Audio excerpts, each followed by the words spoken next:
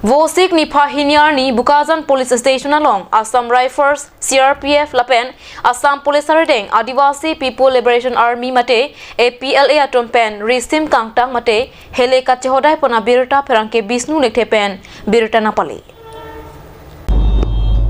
Adivasi People Leberation Army mate APLA atum pen Risim kangtang mate hele ka chehodai along kado kave bang thomke prasur ke lapen Risim kangtang hele AK-47 rifles, handmade rifles, pistol pangrumpet, thomke praisi lapen, hand grenade, hini amu hodai po. Alang itumpen ke hang pon mate ke mangatengke Land Pata Autonomous Council, Sedal Tribe ST lapen Tree Labor Wage adra babat ponang tipusi sorkarak hingno hang pon padu.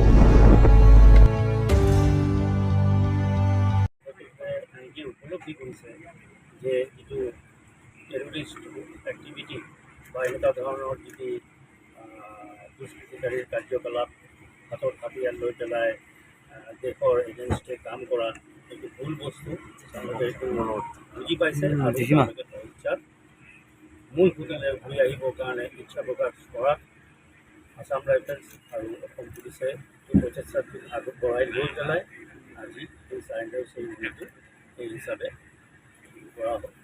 কিমান অস্ত্ৰ জমা দিছে এইটো আপোনালোকৰ সন্মুখতে আছে সফিষ্টিকেটেড weapons আছে পিষ্টলছ আছে আৰু আপোনাৰ গ্ৰেনেড আছে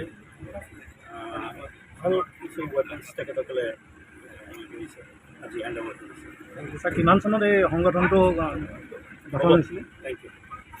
আমাৰ চেষ্টা চলি আছিলে 26 জানুৱাৰী লেকিন নোৱাৰাৰ কাৰণে কিছুমান কোনফালে পলাই আছে আৰু কিছুমান জেলত আছে। আৰু কিমানজন এতিয়াও এক্টিভ আছে নেকি আপোনাৰ? আৰু কিমানজন সদস্য বাহিৰত আছে আপোনালোকৰ? 40 এনেকৈ আছে। 40 আছে। আপোনালোকে প্ৰশিক্ষণ ক'ত লৈছিলে? মই কাৰ্বি আংলঙতে লৈছিলোঁ। আপুনি কাৰ্বি আংলং। বাকী সদস্যসকলে ক'ত প্ৰশিক্ষণ লৈছিলে? কাৰ্বি আংলঙতে কিছুমান আৰু কিছুমান বৰ্মাত আছিলে আৰু কিছুমান নাগালেণ্ড আছে। আপোনালোকৰ মূল উদ্দেশ্য কি আছিল? আপোনাৰ উদ্দেশ্য কি আছিল? মূল উদ্দেশ্য আমাৰ আদিবাসী জনগোষ্ঠীৰ যি সমস্যা আছিলে ST লেণ্ড পাট্টা আৰু আমাৰ যি অট'নমাছ কাউন্সিল এইবিলাক বিভিন্ন মানে আমাৰ চাহ মজদুৰবিলাকৰ যি 350 টকাতকৈ অধিক মানে বৃদ্ধি কৰা দাবী আছে। আপোনাৰ সংগঠন কেতিয়া গঠন কৰিছিলে? আমি 2019 চনত গঠন কৰিছিলোঁ আৰু মই আলনাত আছিলোঁ, আলনাৰ পৰা পৃথক হৈছিলোঁ। কিমান কেডাৰ আছে টোটেল? এতিয়া আমি 125 জন আছিলোঁ। 79 আছপাছ চিলিণ্ডাৰ হৈছে, বিভিন্নজন পলাই আছে আৰু আমি কিছুমান জেলত আছে। ঠিক আছে। आप चेयरमैन है ना, जी मैं चेयरमैन हूँ। तो आपका ये गठन कब किए थे आपने? 2019 में।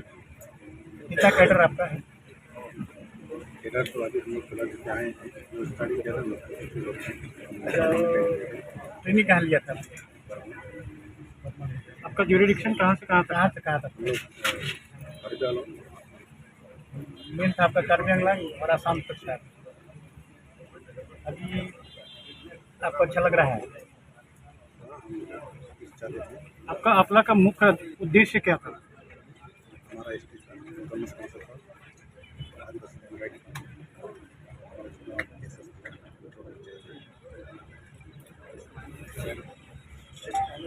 धन्यवाद।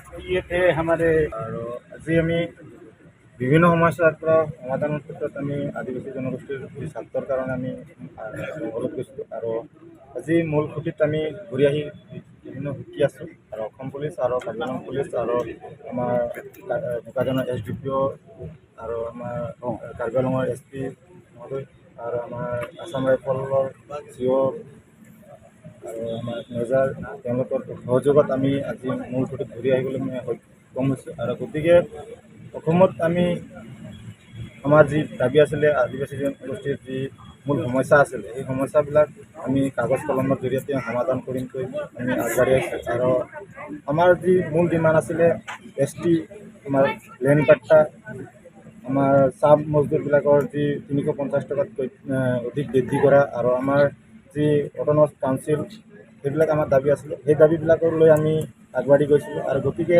মূল খুঁটিত ঘূৰি আহিছোঁ আৰু আমি এই শান্তি বাৰ্তাৰ যোগেদি আমি অসম চৰকাৰৰ লগত যোগদান কৰি আমি অসমৰ বিকাশৰ ৰাস্তাত যাবলৈ আমি চেষ্টা কৰিম।